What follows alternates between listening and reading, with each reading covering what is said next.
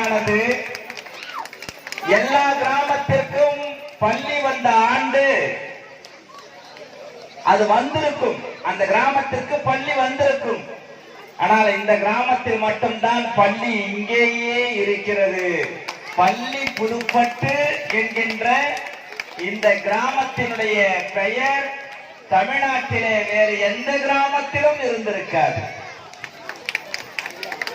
அந்த வகையிலே இந்த பள்ளி புதுப்பட்டு கிராமத்திலே நடைபெற்றுக் கொண்டிருக்கின்ற இந்த விழாவிலே கலந்து கொண்டு நம்முடைய அருமை ஆசிரியரை வாழ்த்துவதற்கு நான் நன்றி கடன் பட்டிருக்கின்றேன். அண்ணன் ஜெயச்சந்திரன் எங்களுடைய ஆசான். அவர் வாயார வாழ்த்திவிட்டு விடைபெற்று சென்றிருக்கின்றார். அண்ணன் ராஜாராம் அவர்கள் வாழ்த்திருக்கின்றார். நம்முடைய வாழ்க்கையில் மிக முக்கியமான ஒன்று, ஒருவர் எப்படி சிரிக்கிறார் என்பதை வைத்துத்தான் அவருடைய அந்த பண்பாட்டையே நாம் உணர்ந்து கொள்ள முடியும். அவர் எப்படிப்பட்டவர் என்று உணர்ந்து கொள்ள முடியும். நம்முடைய இசைக்குமார் சாருடைய புன்னகை இருக்கிறது அல்லவா, அது மிக மிக அப்பாவித்தனமாக, உண்மையாக, மிக ஈர்ப்பாக, மிக மிக காந்தமாக இருக்கின்ற ஒரு புன்னகை. நம்முடைய டீச்சர், செந்தாழை டீச்சர், நம்முடைய இலக்கண நம்முடைய தமிழாசிரியர் ஐயா இசைக்குமாருடைய மொழியிலே சொல்ல போனால், செந்தாழைக்கு இலக்கண குறிப்பு எழுதுங்கள் என்று சொன்னால், செந்தாழை என்ற சொல்லுக்கு இலக்கண குறிப்புகள் எழுதுங்கள் என்று சொன்னால் மாணவர்கள் எல்லாம் பண்பு தொகை என்று எழுதுவார்கள். செந்தாழைக்கு இலக்கண குறிப்பு என்னென்றால் செம்மை பிளஸ் தொகை, அது செந்தாழை. அதனால்தான் அவர் செந்தாழை என்று எழுதுவார்கள். பண்பு தொகை என்றால் என்ன? தன் ஈட்டிய தொகையை அடுத்தவர்களுக்காக கொடுப்பதுதான் பண்பு தொகை. அவருடைய அம்மா சரோஜினி அவர்கள், சரோஜினி என்றால் தாமரை பூவை ஏந்தியவர் என்ற அர்த்தம். தாமரை பூவை ஏந்தியவர் என்ற அர்த்தம். சரோஜினி எந்த துறையிலே பணி செய்கிறார்? அவருடைய கணவர் சதாசிவம் அவர்கள் மறைந்த பிறகு அஞ்சல் துறையில் பணிபுரிந்து தன்னுடைய 4 பிள்ளைகளும் தேனருவி, இளவரசி, குமரகுரு, செந்தாழை 4 பேரையும் போஸ்டல் டிபார்ட்மெண்டிலே பணி செய்து ஒரு போஸ்டுக்கு வர வைத்திருக்கின்றார். போஸ்டல் டிபார்ட்மெண்டிலே பணி செய்து ஒரு போஸ்டுக்கு வர வைத்திருக்கின்றார். அஞ்சல் துறையில் பணி செய்து அஞ்சேல், யாருக்கும் அஞ்சேல் கல்வி கொடுத்திருக்கின்றேன், அரசு பதவி கொடுத்திருக்கின்றேன், யாருக்கும் அஞ்சேல் என்று அவரை வாழ்த்திருக்கின்றார். பாருங்க, இந்த பள்ளி புதுப்பட்டு இங்க வெள்ளி புதுப்பட்டாக மாறி இருக்கிறது. காரணம் என்னவென்று சொன்னால், 25 ஆண்டு ஒருவர் கொண்டாடினால் அதை வெள்ளி விழா என்போம். செந்தாழை டீச்சர் இங்கு வெள்ளி விழாவை கொண்டாடி இருப்பதனால் பள்ளி புதுப்பட்டு இன்றைக்கு வெள்ளி புதுப்பட்டாக மாறி இருக்கிறது. இந்த தங்க குணம் கொண்ட நம்முடைய தலைமை ஆசிரியருக்காக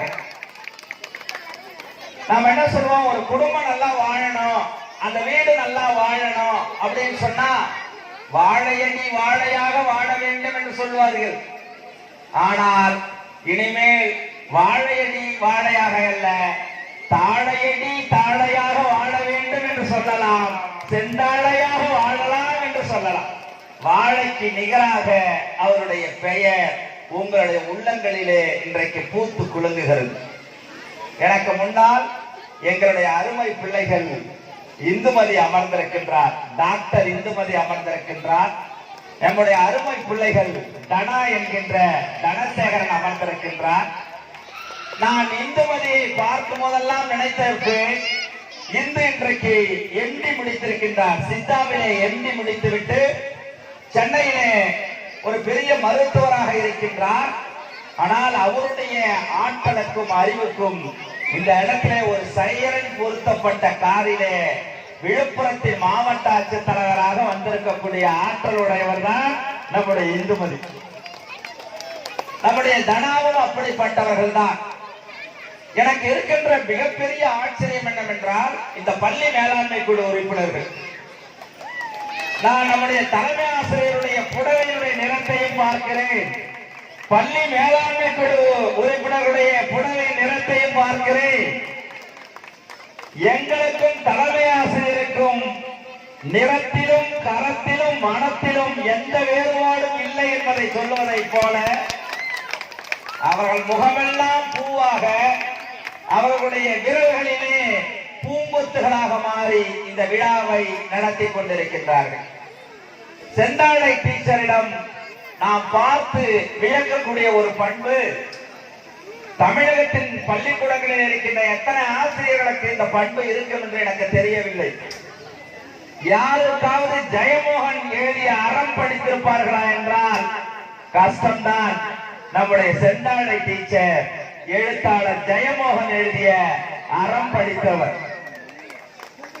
யாராவது எழுத்தாளர், தமிழகத்தின் தலை சிறந்த பேச்சாளர் பவா செல்லதுரையுடைய கதைகளை படித்திருப்பார்களா என்று கேட்டால் நம்முடைய செந்தாழை டீச்சர் பவா செல்லதுரையினுடைய கதைகளை படித்தவர்.